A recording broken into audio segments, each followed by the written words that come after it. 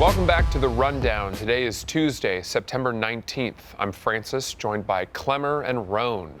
Today's episode of The Rundown is brought to you by Body Armor. Guys, we love Body Armor here at Barstool. It's real hydration, real ingredients. It's packed with electrolytes, vitamins, and nothing artificial. Body Armor has great tasting flavors like strawberry banana and blue raspberry. Cherry lime. Dragon fruit berry. Okay, we get it. There's a lot of flavors.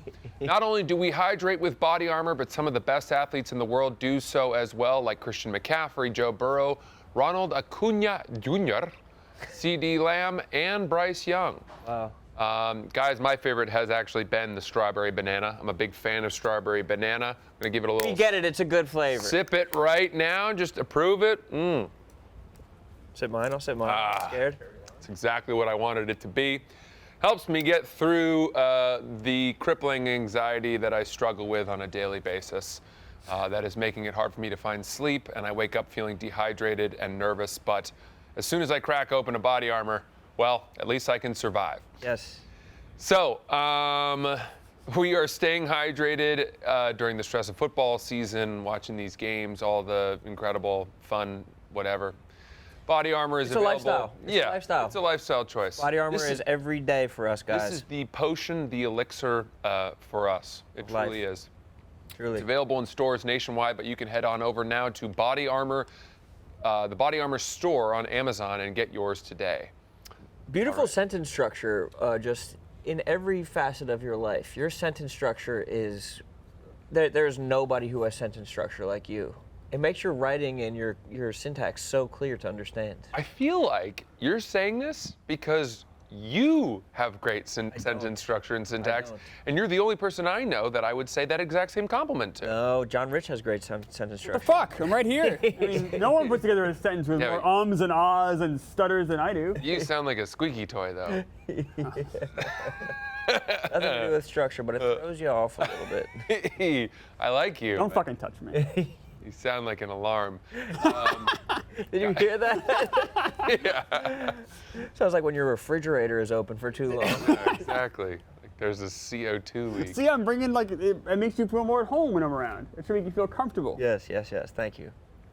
Lovely. Last night was Monday Night Football. We had a couple of games. Quick question. Are all Monday Night Footballs this season going to be so laden with games? No, there's this week and next week, and then not until like week 17 or like week 14. Right. And then those are the same exact time, the kickoffs for those. But this is a little staggered, they're an hour off. Okay, yeah. Because I was stupid as fuck. I was flipping back and forth, but because I wanted to watch the Browns Steelers game, but I had bet on the Panthers game, so I needed to keep an eye on that. Did you win your bet? I pushed on the spread, and then I won the under. Well done. So, All right, good boy. Not a bad result there after a rather beat down, bloody weekend of games for me. Damn, I fucking love gambling though. Nothing wrong with that. Nothing wrong with that. Yeah. We're just guys talking sports. Couple of guys. Guys, the Saints beat the Panthers 20-17. That under was looking good the whole game, then all of a sudden it got a little wobbly towards the end. Steelers beat the Browns 26-22. Big story out of that game. Nick Chubb, terrible, horrific injury. I don't know. Do we know what it was yet? Like, do we know it was a knee? What? It's his knee. It's his knee. Yeah. I mean, it looked like a displaced patella, like what that old Vikings quarterback had. Yes. You know who I'm talking about. Now he doesn't play for the Vikings. He played for the Saints too. But a displaced patella, to be certain. Truly, this was one of the first times that they didn't really.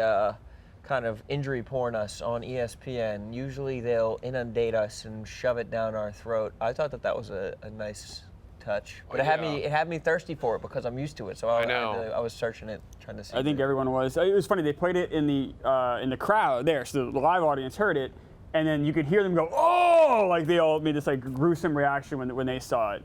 Yeah, do you guys? This is a ridiculous question, but I would be very curious to learn whether or not horrific NFL injuries or just NFL injuries in general happen more towards the beginning of the season or towards the end. Because I'd be inclined to think they happen more towards the end because people's bodies are breaking down, blah, blah, blah. But also at the beginning, these guys are coming off of off seasons where they've been weightlifting a ton. They're in probably their best physical shape, and that they're not dinged up from games. They're not just rehabbing all week and doing all that.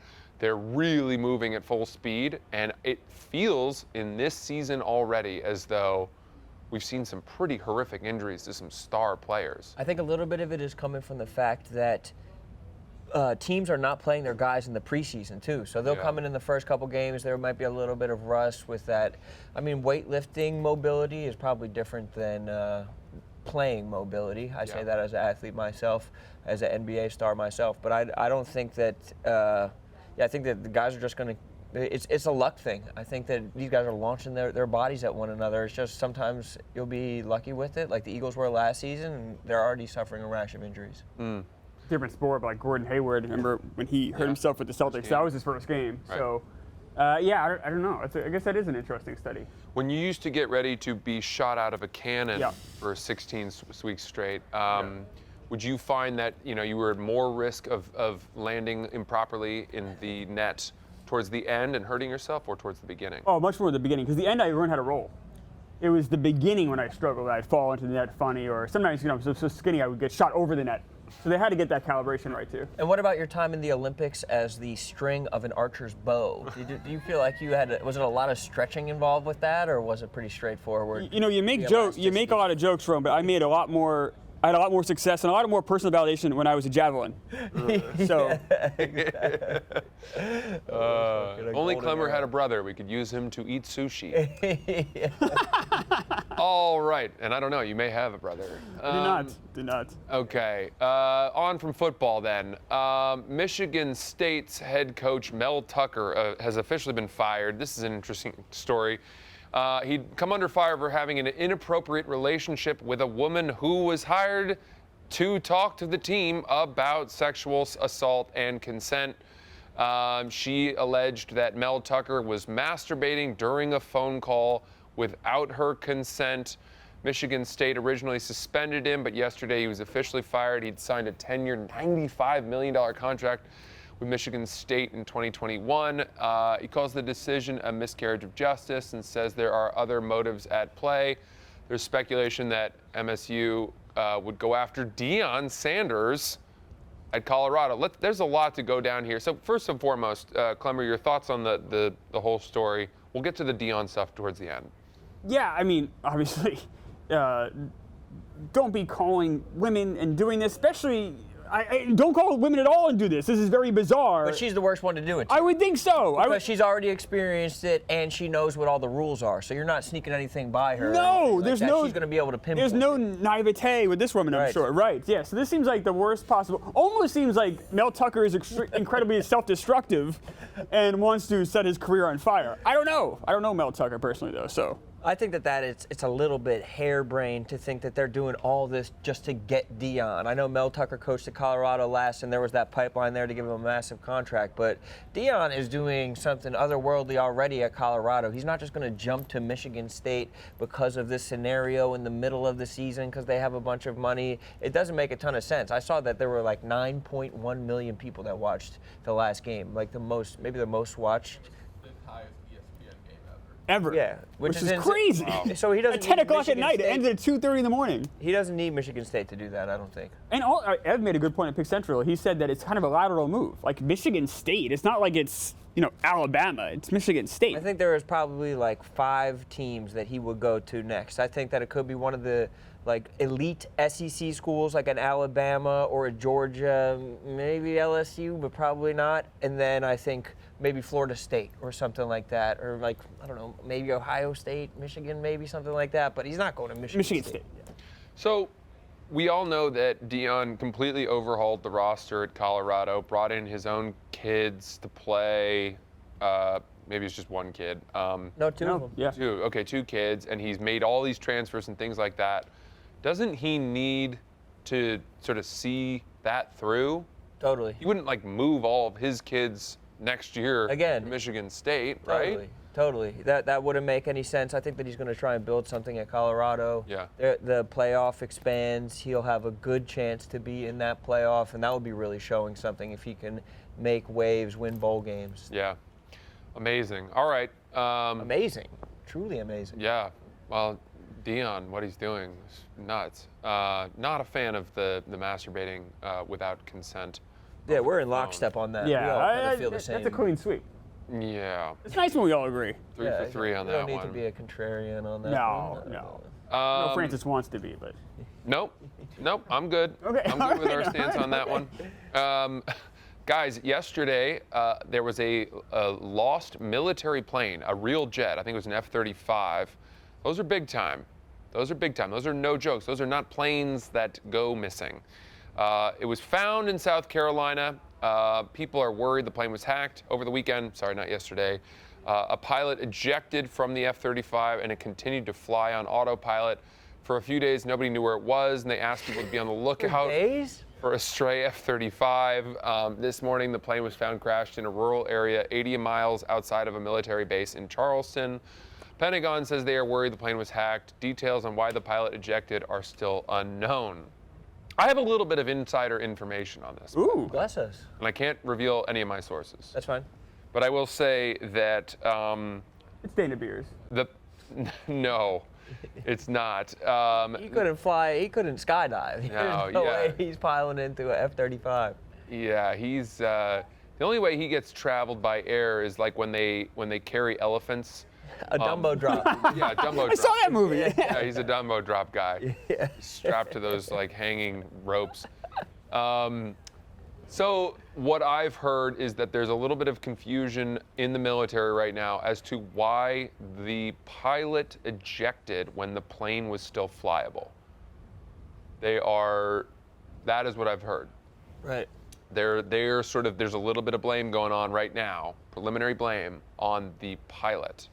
So he fucked up, or he was a? But why would he eject if he wasn't in danger? That's the question. Okay. That's like, if the plane continued to fly, you're not supposed to eject. You eject as a last resort. There's a, whatever, $50 million taxpayer paid, high-end, modern weapon that is beyond repair, and unless I die, this is not solvable, and that's why I'm ejecting. But if you're the pilot and you realize your plane is hacked and you're fucked, you don't know what that plane's capable of doing, wouldn't you try to eject the first time you safely could? Or what if they ejected him? Or what if he is in their pocket and the bad guys have his family or some shit like that? These are all plausible plots for a movie. This is Guy Ritchie's The Covenant. That will likely be made at some point soon. So hopefully we learn more about that. It's pretty concerning, I will say, that some of our best military technology that this happens. I think there are 2 other jets in our arsenal that have crashed in the last couple of months as well. This does not bode well because I have been also told that the next major global conflict will be over Taiwan, which will be an air battle, and that China's air defenses and their air force are very much rivaling ours at this point. And you kind of want that's what I've been told. Billy's shaking his head. Do you have other information on that? Get over here, Billy, because I want to get to the bottom of this. Billy may know more than I do. If I'm telling tales out of school, forgive me. I'm no expert on that. Let's get the expert in here. Let's get a geopolitical expert. Here comes Billy. China is our biggest competitor militarily, just from the size of their army, but technologically, they're very far away from any of the stuff we got. That's not what I've heard. Well, I've heard something very opposite, but I can't get into it. They have a lot of active duty. They have a lot of ships, but for example, their nuclear subs are nowhere close to ours. I might be mixing up the exact generation, but we're a full generation ahead of them technologically with our stuff. Well, I hope you're right. How does our motives of the war in Ukraine and Russia play into the motives that we could have with a conflict between Taiwan and China? Well, the way we're reacting to a sovereign nation like Ukraine being impeded on by Russia is indicative of what China thinks we'll do if they impede on Taiwan. So that's why we've been pretty aggressive with Ukraine, supplying them with stuff, because Taiwan if China invades, we've promised to, get involved. So they're watching the situation very carefully. Will you put a Taiwanese flag in your header if that situation does arise? Hope it doesn't. This is the best episode of Nightline I've ever seen. This is fantastic. Yeah, we're breaking this shit We down. are. Yeah. I'm learning. This is scary. But but think about it. We couldn't find the plane because our technology is so advanced. We couldn't even find the plane that we designed. What a wonderful To not way be spin found. That is. No, but seriously, like part of the reasons why I think he ejected was because like some of the systems weren't working that were to do with communication back to base. So one of those had to do with tracking the plane. So they hid the plane in the air. It's like when you're looking for someone and they're like in the hallway, like flat across the ceiling above you, wedged into the hall. It's Spider-Man. Yeah, Spider-Man. We're talking about Spider-Man. We got a Spider-Man situation going on right here. Exactly. So If I understand it correctly. Which so I it's think actually I kind of do. like spin zone. We couldn't find the plane that's supposed to not be found. So our tech's pretty sick. Perfect. Is it a stealth plane? Yeah, basically the F-35 is now, PFT explained this on Macrosing yesterday. It's not really a good dog fighting plane, Right. but it's so unseeable. It sits right above like a dog fight and locks on to enemy fighters. It's like the red dinosaur in the original Avatar that Yes. he Yes. figures that's not going to expect anyone to attack it. Yes. Because it's typically flying the high. Yeah. It tells the little Yes. dinosaurs where the enemies are. Well, that didn't happen. Right, but In the in movie. this real life scenario. Now I understand it. Now I understand. I the can't feel believe of the Dana Beers is situation. involved in all of this. This is wild. Well, thank you, Billy. Football. Appreciate you. Should we get Lil Sass to talk about planes on here? Lil Sass is over there. I Does feel he like- talk about planes? What? He's our biggest plane expert. Hey, little Sasquatch. We have some questions about air travel. Oh, he just knows commercial planes. Oh, well, we need to know about F-35s. He doesn't want to talk about it, but that's okay because we're feeling comfy thanks to Mattress Firm. We love Mattress Firm. Mattress Firm sponsored the Most Dangerous Game Show. Episode 4 of that debuts tonight. Unbelievable episode. Roan hosting. I'm still in the game. Give it a whirl. Thank you, Mattress Firm. Back to you, though. Everyone needs quality sleep to feel restored and to function at their best. And to achieve this, the right mattress matters. Luckily, Mattress Firm is here to help. Their sleep experts receive over 200 hours of sleep training to help match you with the right mattress and bedding accessories for your needs. That'd be a nice part of the job. Oh my gosh, testing out mattresses? For you to know how to 200 hours? For you to know how to properly sell these things, we need you to sleep for 200 hours. Yeah. That's pretty good.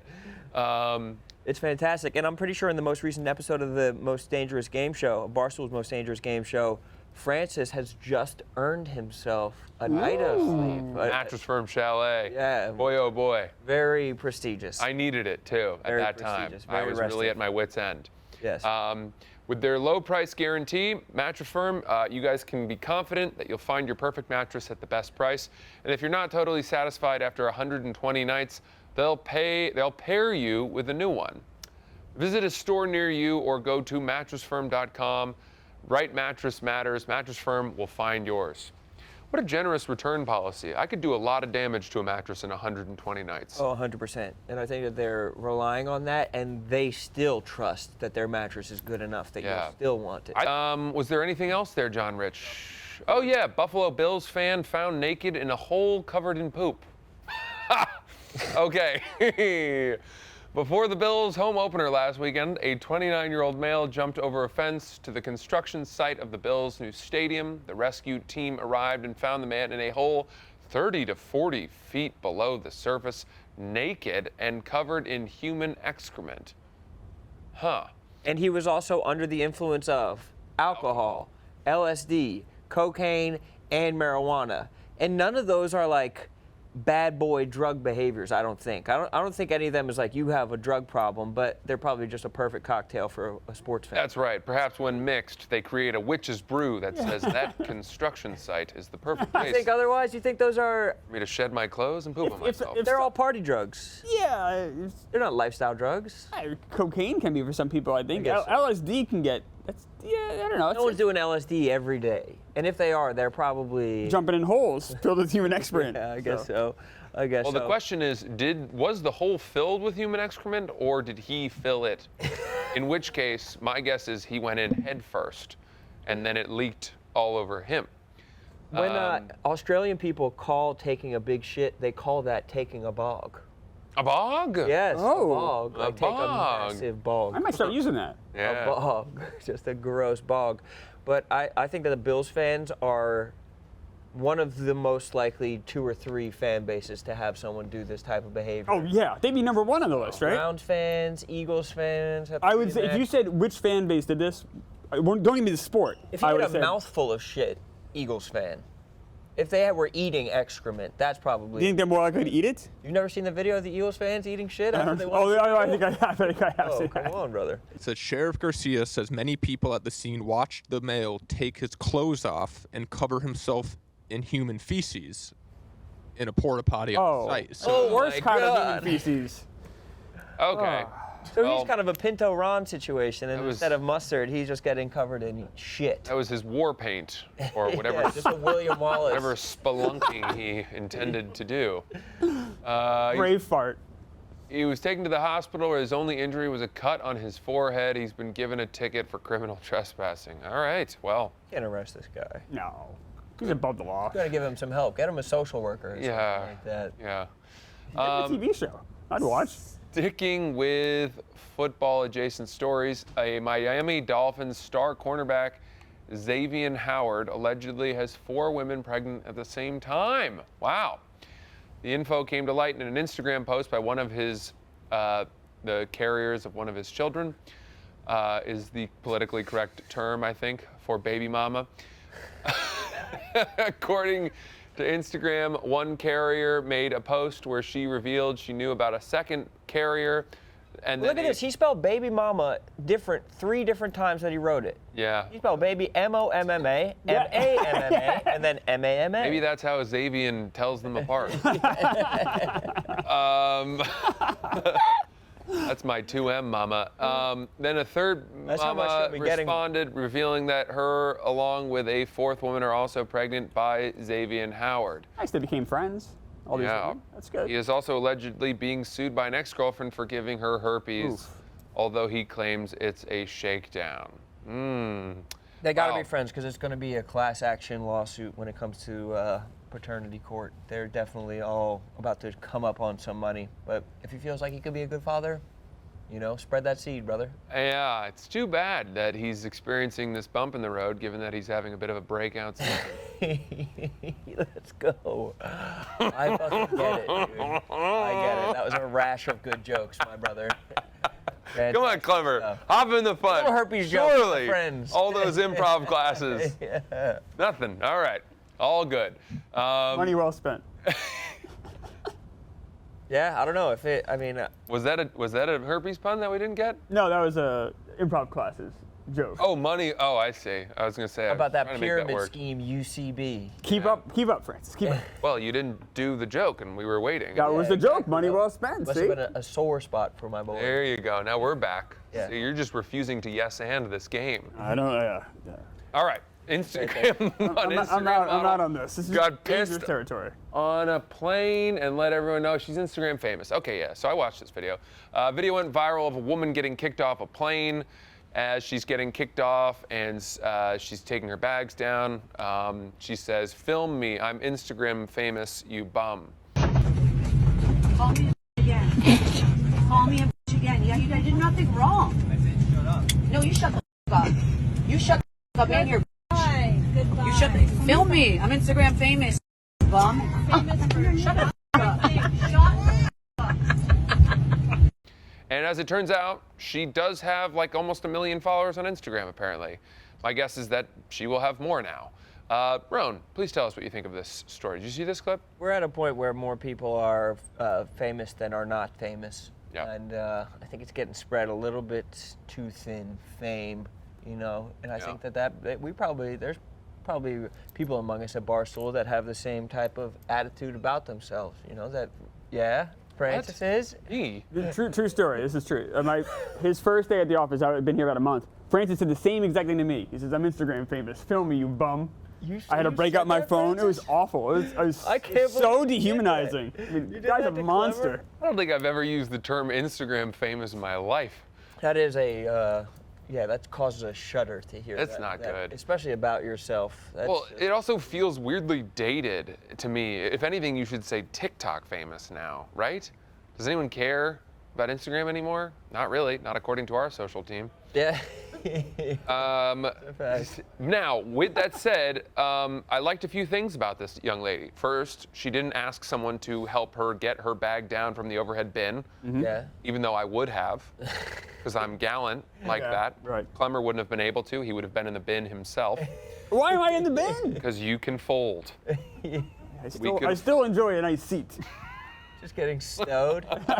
I choose not to be, put in the Someone's baggage just there. jamming Clemmer into the Yeah. tiny No, one. on the left side. I've never been stuffed. The only time I ever got stuffed in a locker was for a bit we did here. With Dave, by Dave. No, it was Kelly Keegs actually. It was for back to school merchandise. Yeah. Yeah, But you do get small. I do get small. Yeah, I do. Yeah. You can. And yeah, I don't know. I mean, unfortunately, she's beautiful. Yeah, if you're into that sort of thing, I'm not. Beauty? Her, the She's lips. also wearing like the pajama onesie that a little Yeah. boy wears on Christmas Eve that has like a flap that you can like poop out of. right. That was a The preposterous. two little buttons. But there are people who walk around the airport just trying to get others horny. Yeah. Like there's definitely a class. There's probably 10% of people going to the airport just think that their job is to get other people horny. She had, I looked her up on Instagram. She had the lips, the big lips. Oh, I thought you meant the. Oh no, I wouldn't know. You could almost see him in that jumper she's wearing, but If you're seated next to her, you're not worried the plane's going down. Have a flotation device next to you. Two of them, in fact. Oh my Sitting God. it as like an inner tube on her teeth. Yeah. it's right. Well, okay, that was the flotation devices you were talking about. Okay, You were thinking breasts or I was. the bum. I was thinking the breasts. Oh, interesting. Different I wouldn't strokes. know. I wouldn't know, Clemmer. He wouldn't look down there. Yeah. All right. Ryder Cup tonight. After show, guys, tonight, the Writer Cup, which I was a part of, debuts today. I think the first episode aired at 2 p.m., so that's out. Go check that out. It was me and Arian Foster, which is Arian Foster, right, versus Hank and Kirk. Absolute pyrotechnic show of golf. Very entertaining. Sparks flew, emotions ran high. Highly recommend it. Another episode tomorrow, and more matches tomorrow and Thursday. This is a big deal. You had Dave and Big Cat as the captains of the teams, selecting their teams. I think the teams were pretty fair, all things considered, and very interesting gamesmanship. A lot of mental manipulation, psychological warfare. As it should be. Yeah. Something I'm not typically that accustomed to on the golf course, but you can check out how I fared. Also, the Most Dangerous Game Show. So speaking of psychological warfare. There you go. The fourth and penultimate episode of Most Dangerous Game Show tonight, 8 p.m. Another incredible and electric episode. I would say this is the most must-watch episode of the series thus far. How does it work to get invited on those shows? Do they send you an email or do they give you a call? What happens? I wouldn't know. I think someone either texted me Oh, okay. or asked me in the hallway or something like that. Do you hope to be? Would you like to do? I would have something like loved to that? have done one. But I don't get asked, but I would love to have done one. Damn. I bet you would at this Old point. sad sack Clemmer. That's right. That's right. I've heard That's right. Frank use that same move. Like, oh, I'd love to go. I'd love to. someday. That's Yeah, what no one Steve asked. no one ever asked me. Would be nice. Would be nice. I don't know. We would love to have you. I think. No, you don't. No, if you don't. No, that's not You're true. right. Actually, no, you're right. You would not had with the that because chance- you could have easily had me on had the this chance show. to offer. That's right. And, did not. That's right. But these are two Francis forward programs. These two tonight, I would say, yeah. Certainly the Most Dangerous Game Show, one, I would say. And then, I mean, whoa. The golf one is really worth watching. They're both really worth watching. So tune in. That's a lot of Francis tonight. Imagine More Francis. I'm someone going to give you watching all more this. Francis. Also, they talked about this on Barstool Radio today. Francis passed at the Comedy Cellar Massive deal. Yes. Also, more Francis. Francis, joining you. Son of a Boy Dad every Wednesday now. Wednesday live shows of Oh Son my of a Boy God. Dad. Damn. Francis is getting. Can we say this for a day Dave's here? What is? It's all Francis all the time. Yeah. If you, Yeah, but pride comes before the fall. So you No, well, these are contentious pieces of programming. So I was trying to give some positivity. Oh, that's fun. That's fine. I appreciate programming. that. He's a wonderful gasser upper. Yeah. He is. Pump the tires on my boys. He's a good tire pumper. Guys, that's the rundown. Thank you so much to Mattress Firm. And what's that? And Body Body Armor. Absolutely delicious. Thank you guys. We will see you tomorrow.